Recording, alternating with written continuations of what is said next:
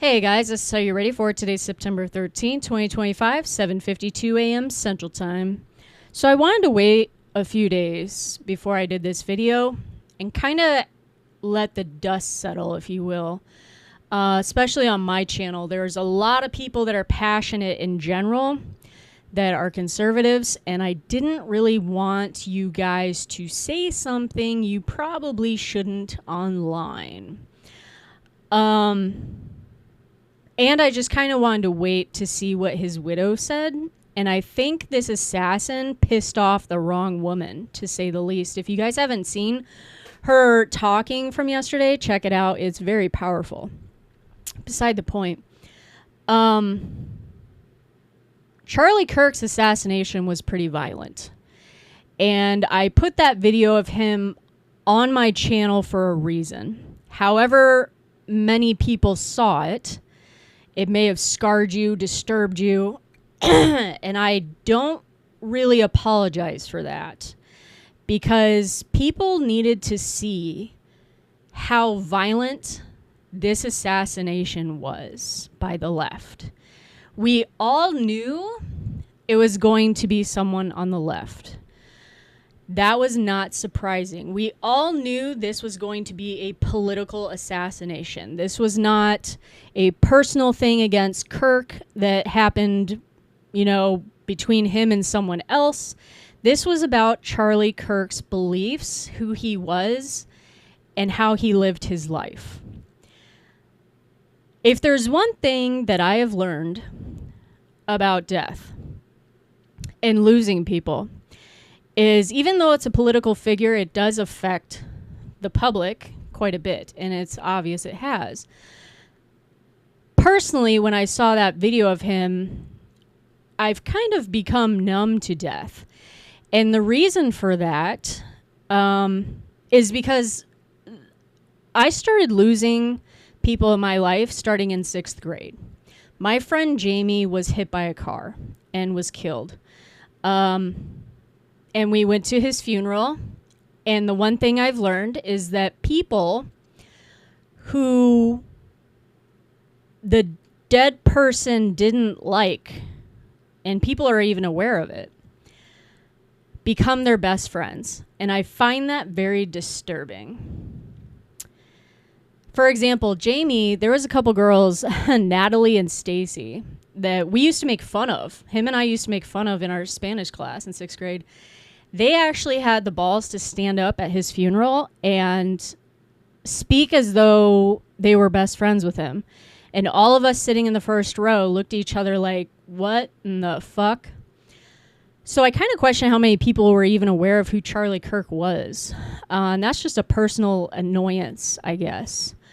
But I lost someone every single year after that. I kind of felt as when I was younger that I perhaps am cursing people. I had someone that was a good friend of mine that moved to Colorado and was killed in Columbine.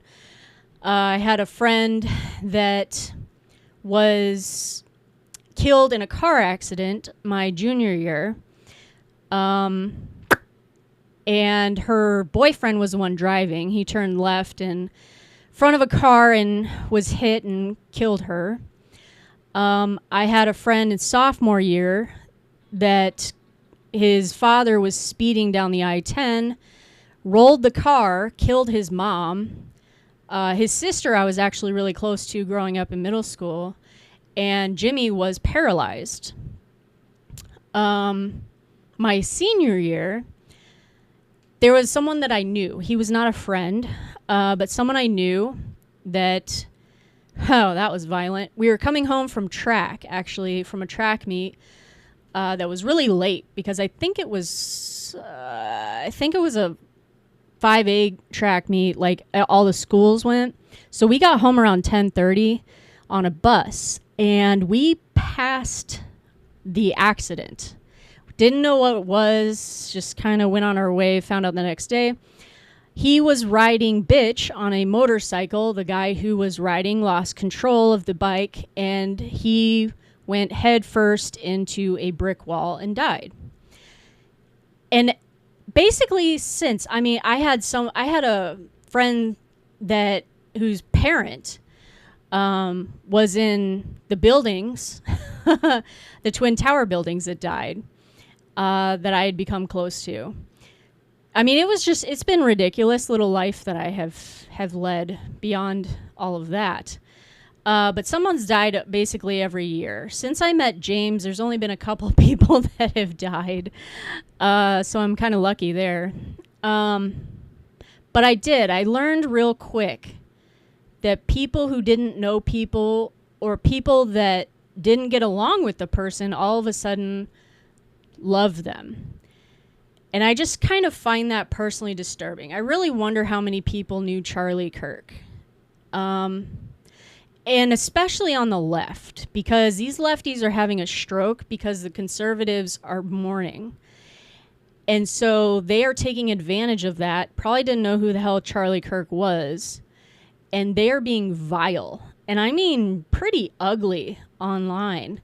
There's a teacher in this area that's an elementary school teacher that wrote something on Nextdoor that has since been reported to the district. And they're looking into her. Someone on Nextdoor, I'm a moderator, had posted a scripture whose bio was absolutely liberal, anti-MAGA, anti-ICE. She was bisexual, pansexual, some stupid bullshit, had a bunch of rainbow flags and shit. They wrote a scripture on Nextdoor saying, what was it?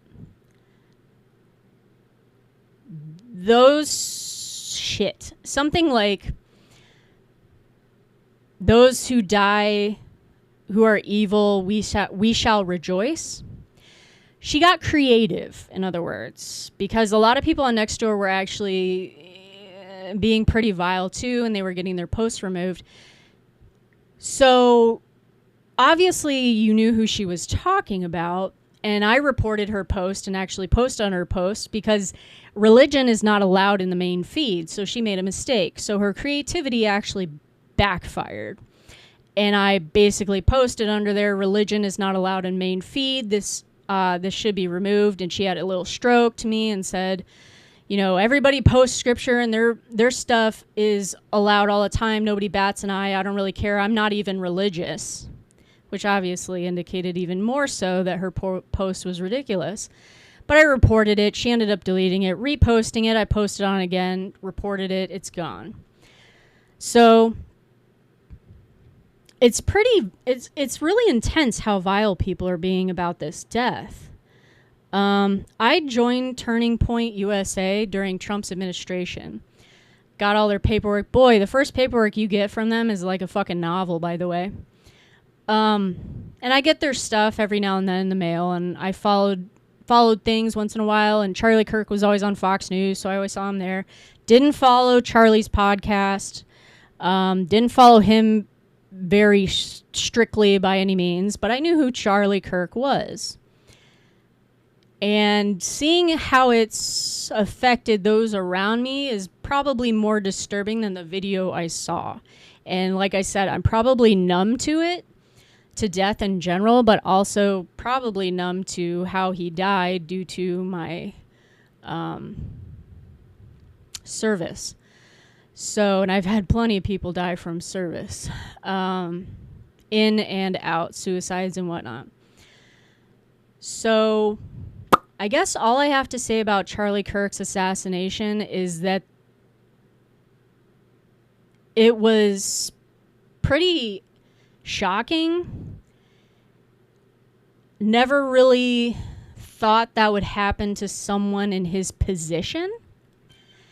I think that they're trying to silence the public speakers now, going beyond politicians and people who make laws and stuff.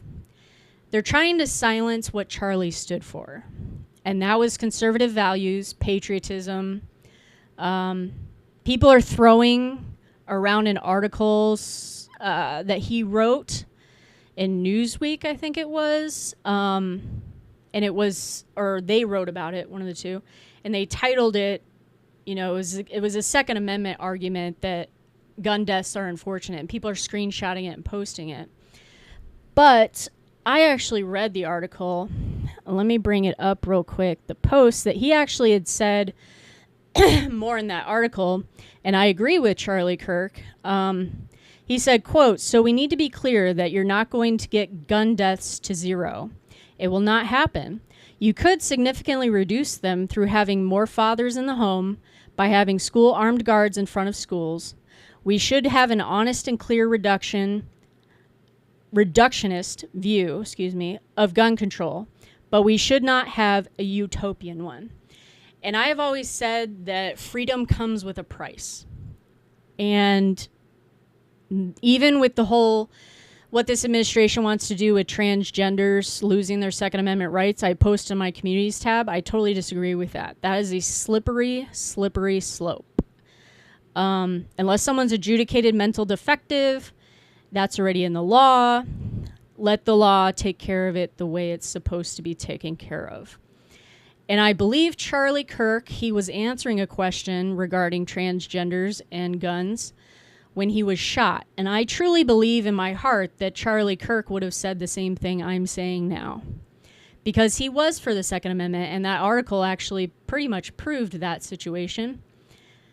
He was very patriotic, and that's something that was kind of rare to see people be out in public. People are patriotic online and whatnot, but the point is, this assassination was to scare people, not just kill Charlie, but kill Charlie's message that we all carry, that many of us stay silent about. Not just the conservative movement, but about God, Jesus, and Christ, or, whatever, same person. But family, he stood for family values. He had a beautiful family, which is really sad. This assassination was definitely meant to silence mainstream people. It wasn't to make a statement against politicians or anything. It was a statement against all of us. And I think that's why it's hit so many people really, really hard. Because Charlie was one of us. So if you're really upset about Charlie Kirk's assassination, I don't blame you. I'm upset about it too. But I'm really numb to stuff. And I guess I'm still kind of processing that it even happened. Like I said, it's so off the wall of who it was. I mean, you expect a politician to get shot or murdered or whatever, but it's just weird that this happened to him. So I guess for anyone who's really upset about this, take comfort in this, because I actually talked somebody down the other day that was very angry that it's a friend of mine.